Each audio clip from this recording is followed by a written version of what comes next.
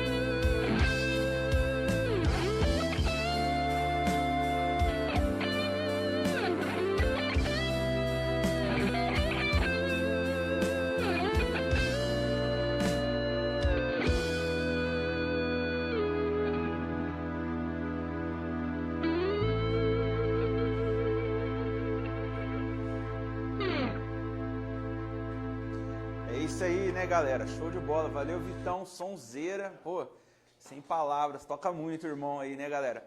Galera, então é o seguinte, a ideia da live é ser mesmo um bate-papo, né, pra gente trocar informações, né? Sei que muitas dúvidas surgem aí quando a gente fala de instrumentos musicais, né? A gente sabe que é muito complexo e eu tô aqui para esclarecer todas essas dúvidas, né? Então vão mandando as perguntas aí.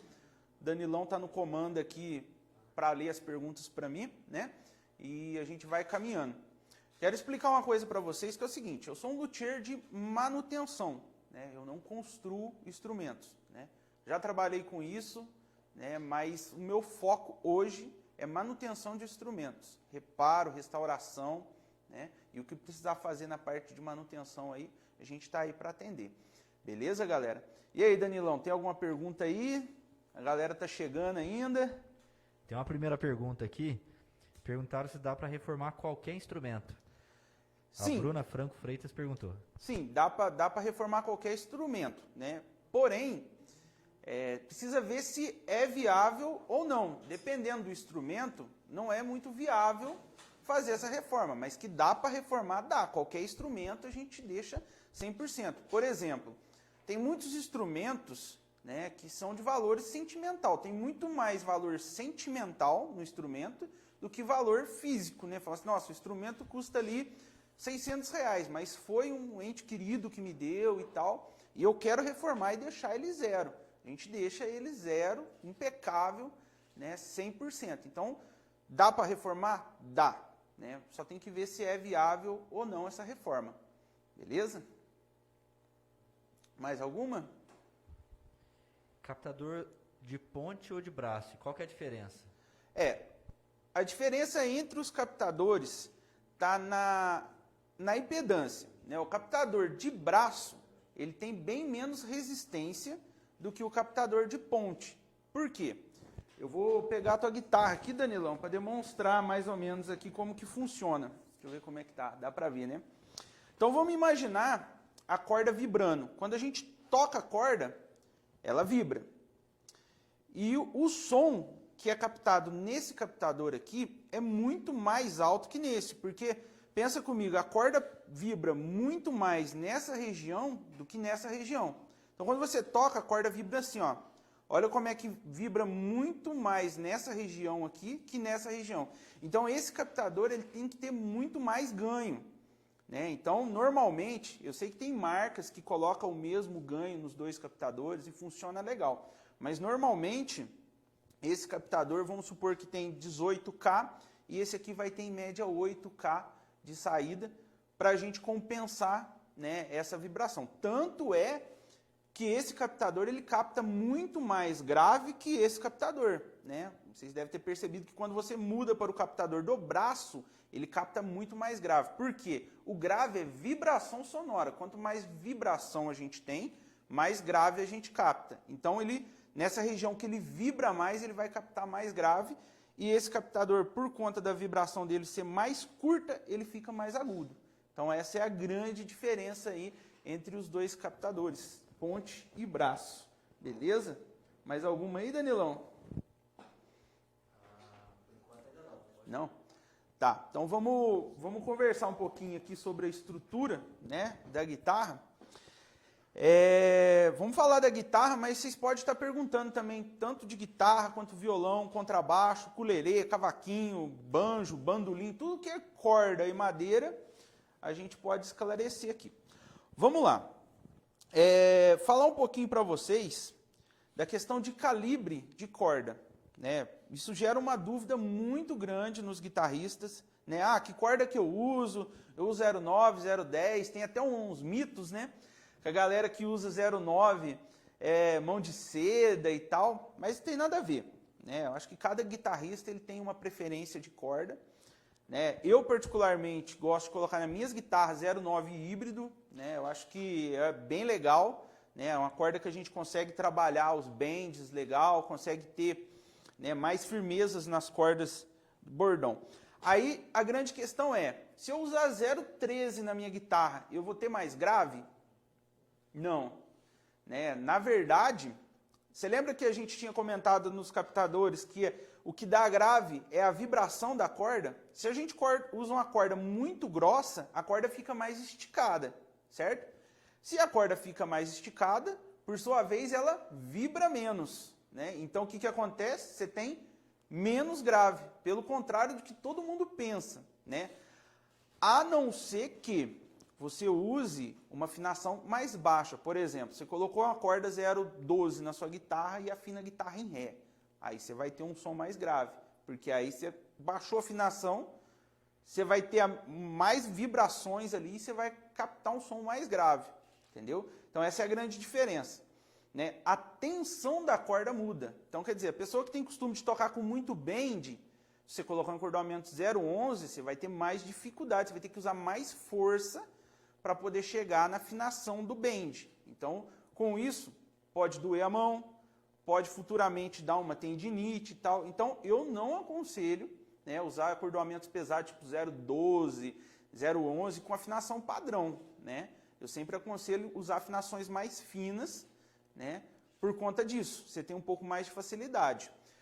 Vale ressaltar também a distância da escala, né? Por exemplo, em escalas mais curtas, você tem que usar um calibre mais grosso de corda, né? Porque a corda vai acabar esticando menos numa escala mais curta. Por exemplo, uma Les Paul, né? Normalmente, eu aconselho Stratos, Super Stratos, usar 0,9. Les Paul já 0,10. A escala da Les Paul um pouquinho mais curta, com 0,10 fica numa pegada bem legal, né? Então, mais ou menos sobre calibre de corda é isso. Timbre não muda. Não adianta a pessoa achar que vai colocar um acordoamento 0,12 na guitarra e vai ter um super som pesado. Não. O timbre está aqui, ó, em duas coisas. Captador e ó, mão. Das vezes você pode pegar essa guitarra aqui e dar para o Danilo tocar. Ele vai tirar o som dele. E das vezes você pega uma outra guitarra, né, com outro calibre de corda, com outro captador, e ele tira o mesmo som. Aqui, ó, tá na mão.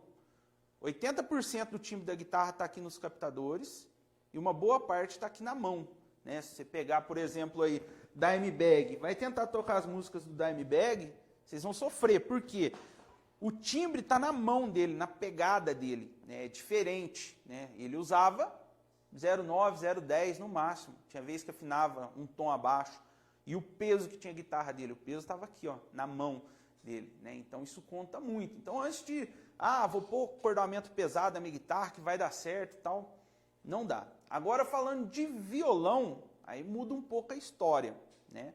Quando a gente fala de instrumento acústico, violão, cavaquinho, todo instrumento acústico, baixolão e tal, quando a gente usa um calibre mais grosso de corda, a gente tem um ressalto sim, um pouco mais dos graves. Porém, quando a gente pluga ele, acabou, né? Quando a gente pluga, tem um botãozinho no equalizador que chama grave. Se aumenta, você vai ter mais grave ou menos grave. Não é a corda mais grossa que vai te dar mais grave ou menos grave com ele plugado, beleza? Porque a corda de violão, quando você pega um 0,12, eles usam um material um pouco mais leve, né? E a corda acaba vibrando mais. Então, quando você coloca um acordoamento mais grosso no violão, o material que é feito a corda é diferente do da guitarra, né? A corda vibra mais e aí a gente consegue ter aí um ressalto dos graves ali, quando o instrumento está desligado. Ligou, já era, acabou, né? E aí, Danilão, alguma pergunta aí da galera? Falando em corda, a gente tem bastante pergunta aqui Aí sim. nessa área, bem legal. Vamos voltar ali, ó. Sobre a afinação das cordas, qual o melhor para colocar nas guitarras?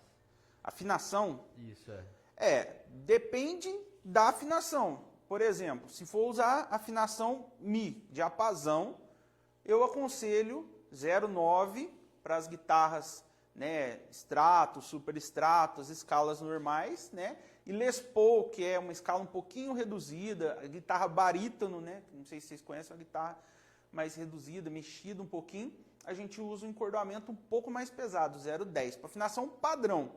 Vamos supor, vou afinar a guitarra em meio tom abaixo. A gente pode manter ali o 0,9, 0,10, a corda vai ficar um pouquinho mais mole, mas pode manter tranquilo. Baixou mais que isso, afinação em Ré, por exemplo, afinação mais baixas que isso, aí a gente vai aumentando o calibre conforme vai abaixando a afinação. Por exemplo, vou afinar a guitarra em Dó. aí eu já aconselho usar um encordoamento 012, 013, para a gente compensar a tensão das cordas versus a afinação, certo? Acho que respondeu, né? Show de bola. E agora, de acordo com o estilo de música que a pessoa for tocar, altera a corda que ela deve usar? Sim, sim. Por exemplo, se você for tocar jazz, normalmente o pessoal usa um calibre mais grosso. Por quê? Jazz não tem muito bend, né? Eles gostam da corda mais baixa possível, quase colando na escala, com encordoamento mais grosso. E muitas das vezes eles usam até aquele encordoamento liso, né? Todas as cordas são lisas. E se você for tocar um rock and roll, outros estilos, aí isso já não se adapta. Você pode até perguntar, mas tinha um guitarrista lá do blues e tal que usava 013 e tal, não sei o quê, mas no final da carreira dele ele já estava usando 09, porque não aguenta, gente, sério mesmo. 013 afinado, diapasão é complicado. Uma coisa interessante da gente falar de calibre de corda, não sei, às vezes já até tem essa pergunta aí, mas já vou matar aqui. Eu falei que a corda mais fina, a gente estica menos, ela tem menos tensão. E a corda mais grave, a gente tem mais tensão, ela fica mais esticada. Aí vem um detalhe. A pessoa gosta da corda quanto mais baixo possível, né, da guitarra. Se a corda for muito fina, por exemplo, 0,8, a corda é muito fina, então ela vai vibrar muito. Se ela vibra muito, a probabilidade dela trastejar é maior. Então, se a gente coloca a corda bem baixinha, o encordoamento 0,8, por exemplo, a hora que a gente toca, vai trastejar, porque ela vibra muito. Já o encordoamento mais pesado, vamos pôr aí 0,11, 0,12, por exemplo, ela vai vibrar menos. Aí a gente consegue uma ação das cordas mais baixa. Por isso até que eu falei para vocês que a minha preferência é usar acordoamento 0,9 híbrido, porque as 3 cordas primas são o calibre da 0,9 e as 3 cordas bordões são calibre 0,10. Aí o que acontece? Aqui eu consigo fazer os bends bem mais tranquilo, alcançar as notas com mais tranquilidade, e os bordão ele fica um pouquinho mais esticado. E aí eu consigo ter uma ação mais baixa das cordas, né? Porque o trastejado o que é? Quando você toca a nota e a nota sai aquele som de trastejado, a corda batendo no traste, por isso que chama trastejado. A corda bate no traste e aí tem aquelas ressonâncias que não é legal, que ninguém quer na guitarra. Então, quer dizer, se a gente usa um calibre mais grosso, a gente consegue ter a ação das cordas mais baixa. Se a gente usa um calibre mais fino, a gente vai compensando, né, essa altura das cordas com a vibração da guitarra. Tá certo que tudo isso tem vários fatores que influenciam. Por exemplo, a pegada. Se o cara toca com muita força, a corda vai vibrar mais. Aí já não consegue ter a corda mais tão baixinha. Esse é um dos fatores. Outro fator é o raio da escala. Toda escala ela tem um raio, uma curvatura aqui, que em algumas guitarras são mais acentuadas, outras são menos. Se a gente pegar um raio, por exemplo, de uma Fender, que é 7.25, que ela é bem curvada, a gente não consegue deixar a corda mizinha muito baixa. Por quê? Porque, concorda comigo que aqui o traste é mais alto que nessa região aqui? Então, quando a gente der um bend e subir para essa região que é mais alta vai pegar no traste da frente, porque essa região ela é mais alta do que aqui embaixo. Então, quando o raio da escala, curvatura, nesse sentido aqui, ó, ele for muito angulado, a gente não consegue também deixar as cordas bem baixinhas, né? Aí tem que fazer um estudo, porque aqui na ponte acompanha o raio do braço, né? Então, se aqui, por exemplo, é raio 12, a ponte também tem que ser raio 12, né? Então, se a gente abaixar muito as cordas, a hora que a gente subir para o bend, vai cortar o som ou trastejar. Isso também é um detalhe aí do encordoamento, né? Para a gente poder ter ação de cordas legais e o instrumento mais confortável possível. Beleza? E aí, Danilão? Mais uma pergunta. Já vou até ficar com a guitarra aqui, velho. Mais uma pergunta falando sobre corda. Elixir ou Dadário? É um polêmico, né, o assunto. Depende de músico também para músico, né? Tem músico que só pode usar elixir, né? Às vezes a pessoa tem um problema de ácido úrico, alguma coisa assim, e se não for elixir, a corda vai para o espaço, né? É muito rápida a oxidação. E hoje no mercado a melhor corda que tem nesse sentido de oxidação é Elixir. Né? A gente precisa fazer umas contas aí, porque também é um encordoamento mais caro. Né? Mas de matéria de durabilidade, a Elixir é muito melhor. Ela dura muito mais que as outras cordas. Porém, né, isso daí pode gerar uma complicação. Né? Eu não gosto do timbre da Elixir. Eu acho que aquele verniz que eles passam na corda mata o som da corda. Enfim, uma opinião minha, né? Não vou entrar em méritos aí não. Mas eu não gosto muito do timbre da corda da Elixir. Né? Mas de durabilidade não tem nenhuma corda no mercado que tenha a durabilidade dela. Não tem. Né? Tem cordas tão boas quanto a Dadara, excelente. Hoje tem nacional, eu gosto muito de coisa nacional. Soleis, que é um encordoamento animal, até o Vitão está usando. É animal, a corda é animal, durabilidade boa, timbre bonito e tal.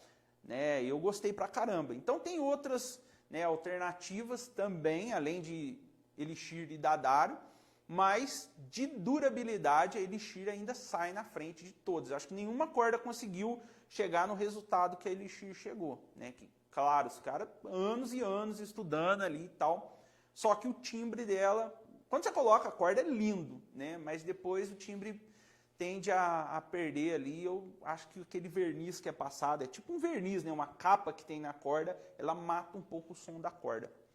Beleza? Mais alguma coisa aí, Danilão? Bom, essa pergunta foi do Luciano Dias. Uhum. Agora, o Fabiano Salvador aqui, te deu os parabéns pelo teu trabalho. Valeu, brigadão aí. Profissional. Brigadão. E a Bruna Franco fez uma pergunta aqui que eu vou até acrescentar uma pergunta minha para o meio.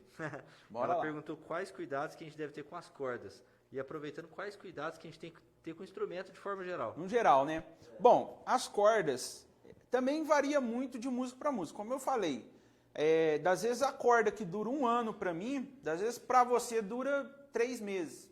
Depende muito, né? De músico para músico. Depende se você soa muito, se você não soa. Igual se você tem um problema de ácido úrico, alguma coisa assim, a corda vai acabar oxidando mais rápido, né? A forma de guardar o instrumento pode ocasionar a oxidação das cordas, né?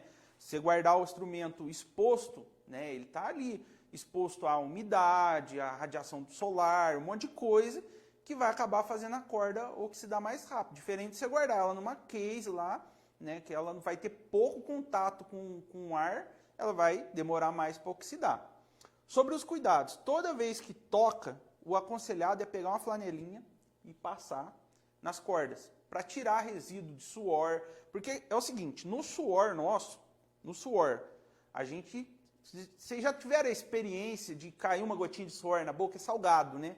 Aquilo lá, esse sal que tem no suor, que faz oxidar a corda, né? Esse sal. Aí esse sal gruda e faz oxidar a corda. É simplesmente isso. Então, depois que você tocou, você pegou uma flanelinha, passou, tirou esse sal, você já vai aumentar a vida útil quase no dobro das suas cordas, certo? Uma outra prática legal para quem soa muito, eu já dei essa dica para um monte de gente, a galera começou a usar e melhorou muito, é o tênis pé, né? Não sei se eu posso falar a marca, né? Talco, galera. O talco, se você passar ele antes de tocar na mão das pessoas, claro, que soam muito, o talco ele foi feito para evitar que o pé soe, né? Se evita que o pé soe, a mão também vai evitar que soe. Aí a gente vai conseguir ter um tempo maior, né, das mãos sem soar. Isso ajuda muito. Um outro detalhe das cordas. Existem produtos no mercado que você pode passar na corda. Da Dario tem produto, né? Só que assim, normalmente esses produtos são mais caros que as cordas, né? Então, eu acho que quando chega a hora, troca a corda e ponto final, né? A galera tem mania, arrebentou uma corda, vou comprar uma corda. Quando arrebentou uma corda, eu acho que já está na hora de trocar o encordoamento, beleza? Agora, sobre os cuidados com o instrumento, né? Igual o Danilão perguntou. Quando a gente tem um instrumento, e a gente gosta muito deles, porque são caros, né? A gente tem que cuidar. Se o acabamento do instrumento for um acabamento brilhante, né? Você pode vir com um paninho, veja bem, paninho com um pouquinho de cera líquida automotiva já vai resolver o problema, certo? Instrumento brilhante e que não seja nem Fender nem Gibson, beleza? Eu vou falar das Fender e da Gibson já já, porque o acabamento delas é diferente, independente a fosca ou a brilhante, certo? No instrumento fosco, paninho só, com pouquinho, mas muito pouco de água, levemente umedecido, mais nada, certo? Um paninho, fez a limpeza do instrumento, né? Tanto na frente quanto atrás, já aproveita. Só que aí no instrumento fosco, o paninho com água você não passa nas cordas, senão vai oxidar. O paninho seco nas cordas. Beleza? Fechou. Nas Gibson e Fender, né, que tem aquele acabamento em nitrocelulose, né, que é um outro tipo de acabamento, porque normalmente as guitarras são feitas, os acabamentos, ou em PU, a maioria delas, né, em PU, ou em poliéster. Né? Então, o que acontece? Nas Gibson e Fender já é outro tipo de acabamento, já é nitrocelulose. E essa nitrocelulose, o diluente dela é álcool. Né? Então, quem tem uma Gibson, né, americana, percebe que se cair um suor, fica branca onde caiu. A tintura é muito frágil. Né? E, na verdade, tem aquele lance do relic e tal, isso daí é que a tinta não é resistente, não tem resistência. E com o tempo vai relicando a guitarra toda mesmo. E aí a limpeza das Gibson e Fender tem que tomar muito cuidado, porque você não pode nem ver álcool. Né? Se a tinta é diluída em álcool, se a gente pôr álcool nela, a tinta vai sair no pano. Né? E ninguém quer comprar uma Gibson de 20 mil e passar um pano e ver a tinta saindo no pano. Né? É complicado. E agora com esse lance de corona, pandemia e tal, a galera tem essa preocupação, né? Passou álcool na guitarra, vai complicar o meio de campo. Então não passa, principalmente se for Gibson e Fender, porque dá problema mesmo, né? Dentro dessa parte de cuidados, tem uma coisa muito interessante, que é como guardar a sua guitarra, né? Muitas pessoas perguntam isso para mim, né? O ideal é ela ser guardada dentro de um case, nessa posição aqui, mas não é a posição que todo mundo quer a guitarra, né? O ideal seria dentro do case dessa forma. Esse seria o jeito mais perfeito para se guardar uma guitarra. Ou uma guitarra, um baixo, um violão, enfim. Mas a galera gosta normalmente de colocar em suporte, né? Deixar aparente, até para ficar mais fácil, né? Se ela está no suporte, fica mais fácil você pegar ela e tocar, né? Às vezes fica lá no case e você fala, nossa, até tirar a guitarra do case e me estudar, não vou estudar não, deixa quieto. Né? Então a galera gosta. Então o melhor suporte que tem para deixar a guitarra é aquele que pega aqui, apoia a guitarra aqui, claro, suporte de chão, e para aqui. Esse é o melhor, certo? O suporte de parede, o famoso que prende aqui. Esse é legal, mas não é tão legal para a guitarra ficar muito tempo, né? A guitarra, o violão. Por quê? Aqui a gente tem todo um peso, né? Puxando a guitarra para baixo, né? A lei da gravidade, a guitarra está puxando aqui. Então isso com o tempo pode ocasionar alguma torção no braço ou até mesmo um empenamento do braço. Acho que torção não, mas um empenamento com certeza ali vai acontecer. Tem outros suportes que apoiam aqui no corpo também, que é legal, né? Então essa é uma forma bem legal de se guardar a sua guitarra, o seu instrumento, beleza? Acho que é isso, né, Danilão? Respondeu. Tem mais alguma pergunta aí? Você comentou aí sobre empenar e tudo mais. Sim. O Dutra perguntou pra gente, quando o instrumento está trastejando, é porque o braço está um pouco empenado? Pode ser sim. Deixa eu beber uma água aqui só para... Quando o braço empena, agora entrou o frio, eu até estava conversando com o Danilão antes da gente começar a live. A madeira, ela sofre intemperismo, né? Então, com o frio, ela retrai, né? E com o calor, ela dilata. É assim que funciona. Ela é cheia de poros, né? Que aqueles veios são formados de poros, e acontece isso. No frio, ela vai retrair, e no calor, ela dilata. Então, pensa comigo. Se esfriou, ela vai retrair, ela vai fazer isso aqui, ó. O braço vai fazer isso aqui, ó. É pouco, mas vai fazer isso aqui. Para os músicos mais exigentes, que gostam de corda muito baixo, vai começar a trastejar. No calor, ela vai dilatar e vai fazer assim, ó, ao contrário. Ó. E aí a corda vai ficar mais alta. Para o músico também, que é mais exigente, gosta das cordas mais baixas, vai sentir desconforto na hora de tocar. Então, quer dizer, essa movimentação que acontece no braço vai fazer trastejar, certo? E aqui dentro, para as pessoas que não sabem, aqui dentro da guitarra, na maioria das guitarras, tem um tensor, que é um parafuso que corre aqui, que a gente faz esse ajuste da curvatura. Olhando aqui, ó, se o braço estiver assim, ó, a gente vem e aperta o tensor para deixar ele reto, certo? Reto. A Fender diz que tem que ficar um pouquinho empenado, mas eu não gosto, gosto de deixar ele reto, certo? Deixei ele reto. Se ele curvar assim, a gente solta o tensor, ele volta no lugar. Tem tipos de tensores diferentes. Esse que eu estou citando aqui é o de dupla ação, né? Que ele movimenta o braço tanto para trás quanto para frente. O de ação simples, ele só vai movimentar o braço nesse sentido, certo? Porque aí ele é uma barra simples, ele é colocado na guitarra curvada assim, quando a gente aperta, ele tende a ficar reto. No que ele fica reto, ele empurra essa parte para frente, certo? E aí, respondendo ainda a pergunta, o braço empenado faz trastejar? Faz. Por quê? Vamos imaginar aqui de novo. Uma curvatura assim, ó, no braço. Menos acentuada, claro, né? Mas tem uma curvatura aqui assim. Nessa região aqui, não vai trastejar. Mas a hora que a gente chegar aqui, olha só para você ver como é que vai ficar. A corda vai bater nesses trastes da frente e vai causar trastejado. O inverso, o braço está com a barriga aqui, fazendo uma barriga. Nessa região não vai trastejar, aqui também não, mas daqui para trás vai trastejar. Então a gente tem que ajustar o braço, né, num ponto mais reto possível, para que não ocorra esse trastejamento. Beleza? Acho que eu respondi, né? Mais alguma aí? Pergunta, ainda não, mas o Henrique, que é inclusive professor nosso aqui do Instituto, mandou os parabéns aqui pela live. Obrigado. A guitarra dele ficou animal, trocamos trastes, fizemos umas coisas fera. A guitarra dele ficou muito, muito massa. Aproveitando que você falou de traste aí, e traste?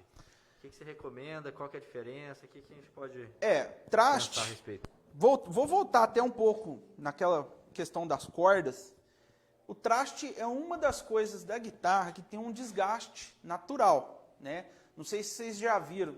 Quando eu falo guitarra, às vezes eu estou falando muita guitarra, que eu estou com a guitarra aqui na mão, eu faço essa referência. Mas isso serve para guitarra, baixo, violão e etc. Esse contato que tem da corda com o traste gera um desgaste no traste. Vocês já devem ter visto algum instrumento que tem uns cortezinhos bem aqui no traste. Isso daí é um desgaste. De tanto você tocar, de você apertar, vai pegando ali e vai tendo esse desgaste. Esse desgaste pode se acentuar, pode ser mais rápido se a gente usar a corda oxidada, né? A corda enferrujada, ela vai gastar o traste muito mais rápido que as cordas novas, né? E a troca de traste é bem mais cara do que um encordoamento, vocês podem ter certeza disso. Vamos lá. Precisou, né, os trastes estão gastos, o que a gente precisa fazer? A gente precisa fazer uma retífica de traste. O que é isso? É um nivelamento. A gente vai colocar a guitarra num lugar extremamente reto, vou colocar o tensor dela extremamente reto, e a gente vem com uma lima e plana, né, todo esse braço direitinho, deixando tudo retinho, um traste na mesma altura do outro, porque uma coisa que faz trastejar muito é, vamos supor, se esse traste estiver mais alto que esse, a hora que a gente vai tocar, a corda bate no traste da frente e vai trastejar. Então, para não acontecer isso, os trastes têm que estar todos niveladinhos, certo? Então, beleza, gastou o traste, a gente vem, plana, faz o coroamento, que ele tem que ficar redondinho e tal, faz todo o polimento, beleza. Mas vai chegar uma hora que a gente já não vai conseguir fazer essa retífica, ficou muito baixa, aí a gente precisa fazer a troca dos trastes. Aí vem um porém. Qual traste usar, qual a espessura, qual material usar. Isso é um fator muito importante, né? Hoje a gente trabalha com dois materiais, que seria a alpaca e inox, né? A alpaca é uma liga metálica, né, com níquel e tal, e o aço inox é inox, né, aço inox. Qual que é a grande diferença dos dois? A durabilidade. O aço inox, ele dura muito mais, tipo assim, muito mesmo, né? E já o alpaca, ele tem um desgaste. Porém, todos os instrumentos que a gente vê no mercado aí vendendo, vêm com alpaca. A não ser os instrumentos de boutique, né? Que aí já vem com um traste de inox, mas já são instrumentos que você vai pagar aí de 5 mil para cima. Abaixo disso é tudo alpaca. Então já dura muito os trajes de alpaca. Se a gente colocar um traje de inox, aí a gente não preocupa mais com o traste. A espessura dos trastes, né, tem dois fatores muito importantes na espessura dos trastes, que seria a largura dele aqui, ó, certo? Não sei se está dando para ver muito bem, mas tem a quantidade que ele é larga assim, eu vou exagerar um pouquinho aqui, e a altura nesse sentido, certo? Esses dois fatores é muito importante, porque a galera fala, eu gosto de traste médio, gosto de traste jumbo. Tem vários tipos de traste, né? E cada traste, cada espessura, cada tipo de traste atende um músico diferente. Por exemplo, essa guitarra aqui está com jumbo, e o Danilo já falou para mim que é o traste da vida dele, que é a guitarra que ele mais gostou, foi essa, que é tanto que é a assinatura, quase, vamos fazer um merchan, né? Quem sabe, né? A assinatura do Danilo, né? e é um traste jumbo. Então a gente sabe que se ele chegar lá e falar assim, não, Natão, vou trocar os trastes da minha guitarra, a gente tem que colocar jumbo, que é o que traz mais conforto para ele. Já tive clientes que gostam do traste médio, né? Então, quer dizer, varia muito, né? Essa espessura. Isso traz conforto. Quanto mais largo é o traste, mais conforto traz. Tem alguns detalhes nessa questão. Por exemplo, se o traste for muito largo, nesse sentido aqui, ó, vamos aumentar a escala aqui. O traste ele é redondinho assim, ó, certo?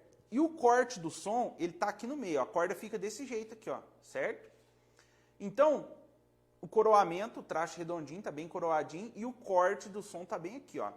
Se a gente tem um traste muito largo e o traste começa a ficar reto, aqui fica reto, o que acontece? O corte que tinha que ser no meio aqui, ó, certo? Ele passa a ser aqui nesse canto, ó, entendeu? E aí você tem um problema de entonação, porque pensa comigo, o corte tinha que ser aqui no meio da nota e ele passou a ser aqui, ó. Então você tem um problema de entonação, né? Você tá aqui, ó, o corte tinha que ser aqui e passou para cá. Então você já perdeu entonação. O que é entonação? É quando você toca um dó, por exemplo, e ele não é dó. Ele vira um dó e um pouquinho, um dó e menos um pouquinho. Entendeu? Esse é um problema de entonação. Dá para corrigir? Dá, mas eu prefiro fazer o arredondamento dos trastes, né, que é deixar o traste coroado, até porque pode gerar um trastejamento. Imagina comigo, a corda está aqui, aí ela está vibrando aqui, ó. Se está quadrado, a corda vibra aqui, o próprio traste pode fazer trastejar, certo? Então por isso que tem que ser redondinho. Então, das vezes, o traste muito largo, em vez de trazer conforto, traz um desconforto, né? Que é esse problema de entonação e tudo mais. Agora falando de altura dos trastes, nesse sentido aqui, ó, certo? Nesse sentido assim, ó. Se a gente pegar um traste muito baixinho, ele vai acabar mais rápido, né? Ele tem menos material. E também tem um outro problema que você acaba comendo a madeira. Vocês já devem ter visto alguns violões que a madeira aqui da escala está gasta, né?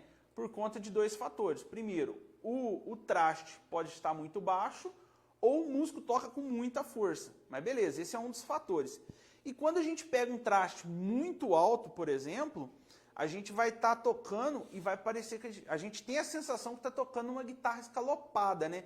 Para quem não sabe o que é guitarra escalopada, é aquela guitarra que entre um traste e outro faz tipo uma onda, assim, um buraco, né? Eles lixam aqui. Eu particularmente não gosto. Eu acho que danifica a escala, a gente perde material da escala, a escala fica mais fraca, né? Tô dando volta, né? Vou voltar lá nos trastes, né?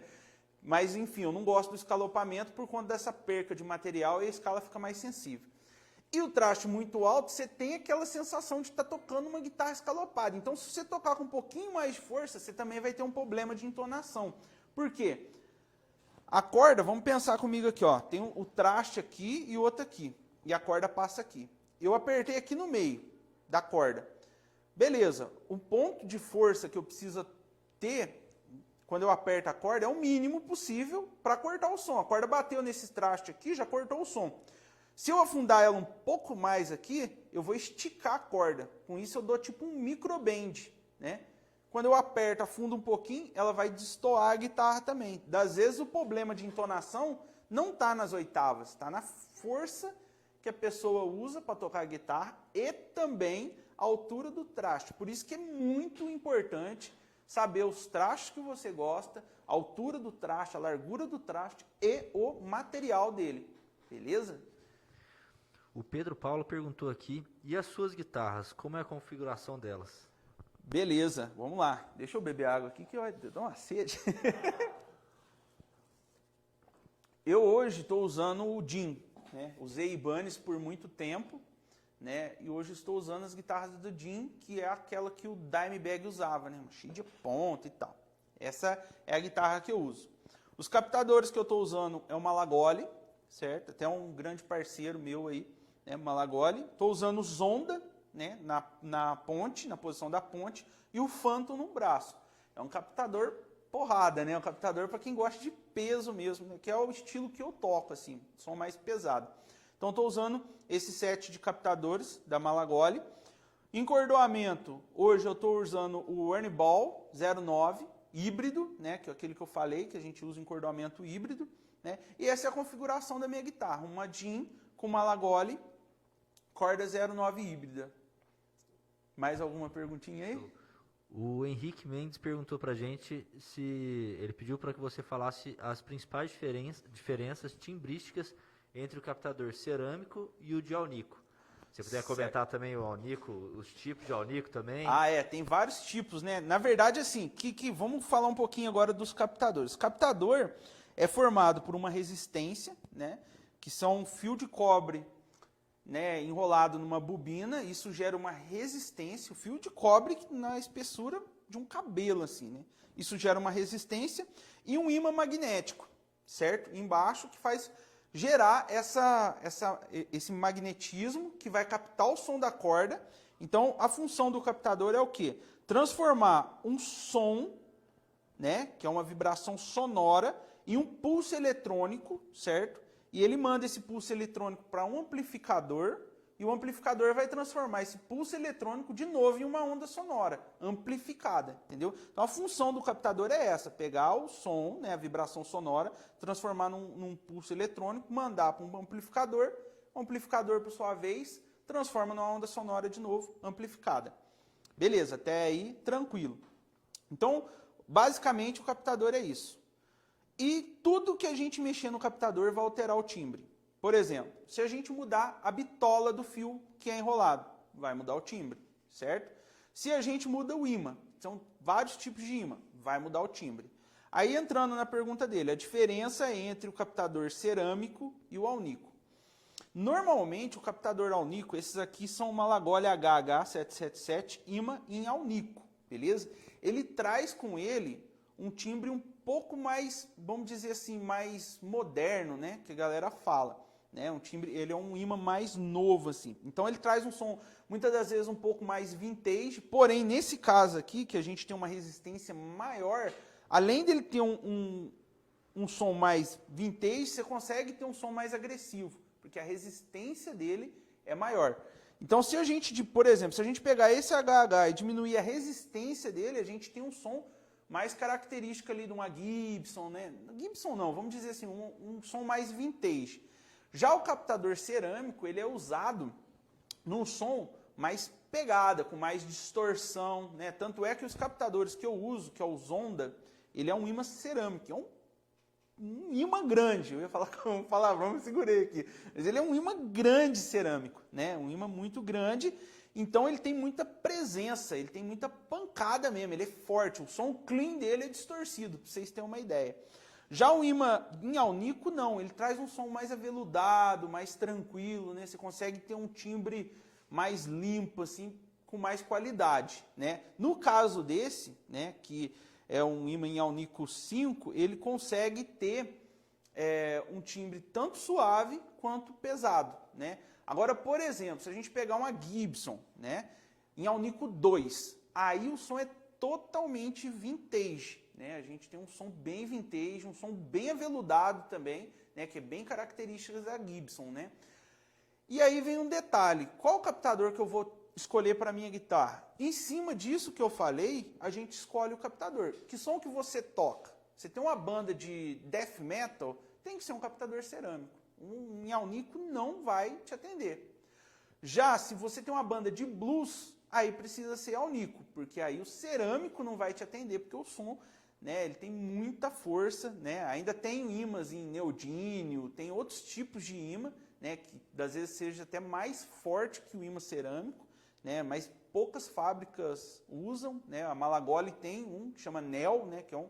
Tanto é que quando a gente entra lá no site da Malagoli para comprar um captador, tá lá ganho, moderado, médio, e quando a gente entra nesse neodímio, tá assim, ó, implosão de prédio, de tão forte que é o captador, né? O negócio é animal, né? Animal. Mas enfim, mais ou menos a ideia é essa. Aí você me pergunta, fala assim, ah, Natan, eu comprei uma Gibson, paguei 20 mil na guitarra, só que eu plugo ela para me tocar um som e o timbre não fica legal, cara. Não sei porquê, uma guitarra cara era para ser bom.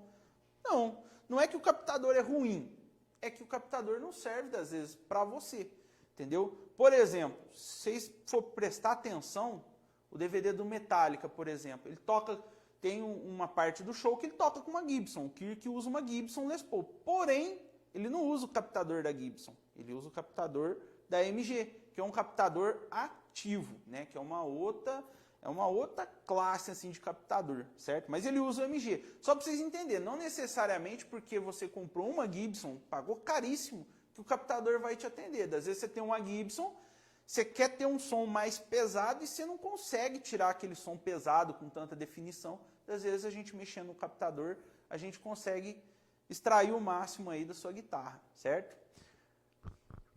O Luciano Dias perguntou aqui se você recomenda a regulagem de instrumento de corda. De quanto em quanto tempo você recomenda que seja feita a regulagem? A regulagem, como é o tempo de troca de corda e tudo mais, varia muito de músico para músico, a frequência de uso, a temperatura. Então tem vários fatores, né? Normalmente, a gente aconselha no mínimo 2 vezes no ano uma regulagem básica ali no instrumento. Por quê? Porque esfria e esquenta. Toda vez que esfria, teu instrumento vai mudar, você vai ver. E quando esquenta, também muda.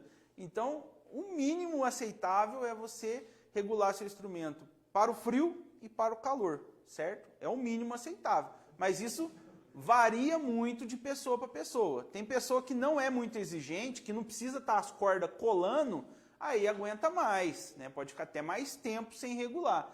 Mas quem é os músicos mais exigentes, que gostam da corda bem baixinha, aí essas mudanças de temperatura realmente vai afetar a regulagem do instrumento, a gente precisa fazer a manutenção, certo?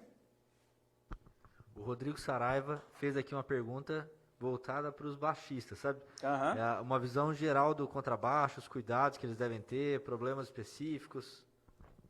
Os cuidados, né, de manutenção e limpeza, vale aqueles que eu falei, né, que a gente tem que ter com a guitarra devido ao acabamento, né? Acabamento fosco, paninho levemente umedecido ali no corpo, né? E nos acabamentos brilhantes, uma cerinha automotiva, líquida, ou até mesmo aquela Carnu, né, que a galera usa bastante, atende bem. Para a gente fazer a limpeza. Uma coisa que eu não falei, né, lá quando eu falei da manutenção dos outros instrumentos, é da escala, né? Muitas das vezes a gente observa aqui na escala onde a gente toca que forma tipo uma gordura aqui, parece um sebinho, né? Conforme a gente vai tocando, a gordura vai grudando nessa escala aqui. A limpeza dessa gordura, normalmente, quando está muito incrustada, eu tenho que fazer com uma lâmina de estilete, né? Realmente ele raspar e arrancar, quando tem muito. Mas no dia a dia, toda vez que você for trocar as cordas do seu instrumento, você tira as cordas, pega um paninho. Se não for Gibson e nem Les Paul, nem Fender, não for Gibson nem Fender americano, você pode pôr um pouquinho de álcool no pano e passar para limpar essa gordura, certo? Para tirar. E depois a gente vem com um óleo para hidratar a escala.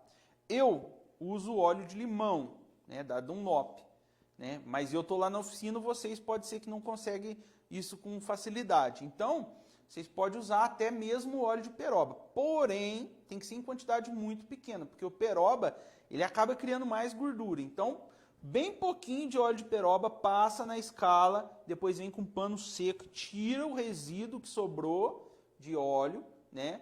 E bota as cordas de novo, tranquilo, certo? Mas o ideal seria se a gente usasse o olhinho de limão. Você consegue comprar na internet, tem da Dunlop, tem da Dadário, dá para comprar. Não é muito barato não, né? Ou leva lá para mim, eu faço. Beleza? E a madeira, ela influencia no som? Nossa, A Bruna perguntou aqui. esse daí é polêmico, o mais polêmico de todos. Ó, eu vou dar um exemplo para vocês, o seguinte.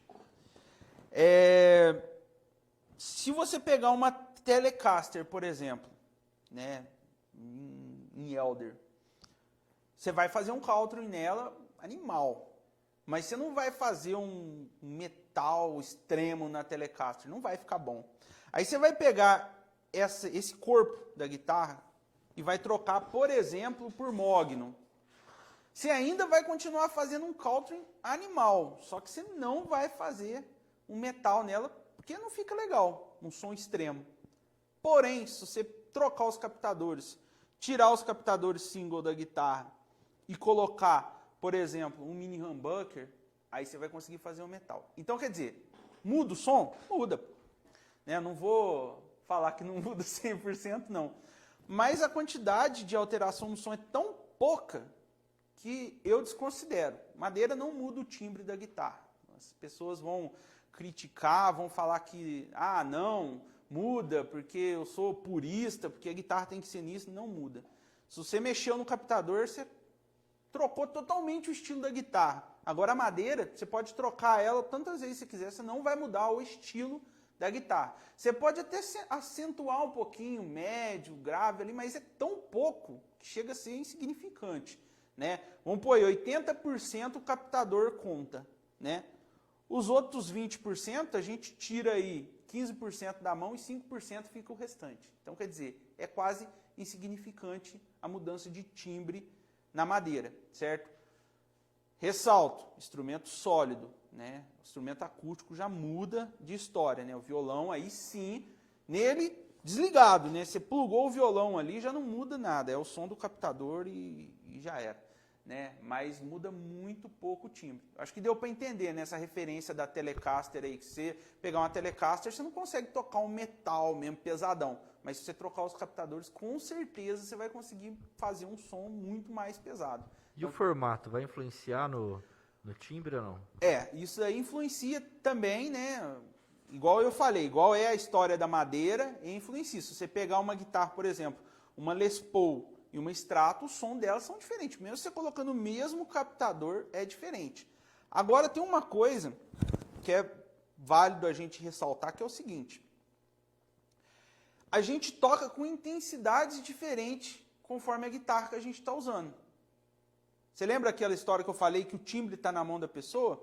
Você não toca Les Paul do mesmo jeito que você toca a Strata. É diferente, o jeito que você toca é diferente. Quando você pega a Les Paul, você toca com uma intensidade. Você pega a Strata, você toca com outra intensidade. Se você pegar uma guitarra da Amibag igual a mim, você vai tocar com outra totalmente diferente. É igual a história, o cara pegar uma Fender e o cara fala, nossa, velho, olha o som dessa Fender, tal, mas só de você pôr uma Fender no colo para você tocar, você já vai tocar diferente. Você não vai tocar igual você pegar uma Memphis, por exemplo, que é uma guitarra, né, abaixo da Fender. Você vai pegar a Memphis, você vai tocar com uma pressão. A hora que você pega a Fender, aquilo até arrepia, né? Você pega e fala, nossa, eu tô com a Fender na mão. Entendeu? Então, essa intensidade muda muito o timbre, né? Influencia muito. A madeira muda o som? Muda, mas é muito pouco. Né? O formato muda? Muda também. É pouco, é diferente. Se você pegar uma guitarra, outra, mesmo com o mesmo captador, vai mudar o som. Mas eu acho que o mais importante é captador e mão. Né? A gente tem que investir, igual a gente fala aqui, né? O Danilo tem a escola aqui, a gente tem que investir em estudo, né? Primeiro, antes de investir, quero mexer na guitarra, quero... Se você trocar o captador da guitarra, você não vai tocar mais. Você não vai ser o melhor guitarrista se você trocou o captador da guitarra. Você vai ser o melhor guitarrista se você estudar a guitarra. Aí você vai ser o melhor guitarrista. Né? Aí depois que você for o melhor guitarrista, aí sim você vai mexer, claro, você vai melhorar muito o som, tal, mas eu acho que o maior investimento que a pessoa tem que ter é estudo. Né? Pega um professor, não fica perdido aí na internet, catando material aqui e ali, não. Pega um professor que vai te direcionar o teu estudo estuda. Junto com isso, você mexe na guitarra, né, troca captador, faz um monte de coisa, você vai ter um timbre animal, né? E aí vem um estudo que até eu tenho comentado muito com o Danilo, com os professores no geral, né? Muitos alunos que desistem de tocar o instrumento, desistem porque não conseguem executar aquela música que ele gosta. E muitas das vezes ele não consegue executar porque o instrumento dele está desregulado, né? Você pega o instrumento, está parecendo um berimbau, a corda dessa altura, assim, o cara não vai conseguir tocar nada, né? Você pega o Sweet Child O' Mine ali, o cara não consegue fazer, está muito alto as cordas. Então é bem legal conciliar o estudo com o instrumento regulado, sempre. Aí sim você vai evoluir na guitarra, né, como se deve. Você vai extrair o máximo da guitarra, tendo um professor, claro, para te orientar. Você vai conseguir tirar o máximo de som e aprender muito mais do que com a guitarra desregulada e sem um professor. Certo? Mais alguma aí? Por enquanto... E como é que nós está de tempo aí? Quanto tempo faz que a gente está online? Aqui deu 1h30. Acho que está bom, né? Respondemos bastante coisa, falamos bastante, né? Vamos finalizar? Queria finalizar a live aqui com o Danilão, né? Fazendo um som pra gente aí. Né? Queria agradecer todo mundo que esteve presente, que fez sua pergunta, certo? E em breve a gente vai trazer mais novidades aí para vocês, beleza? Vou passar a ferramenta de trabalho aqui pro Danilão, certo? E valeu, galera, valeu, Danilão, a parceria aí que a gente tem sempre, e vamos que vamos.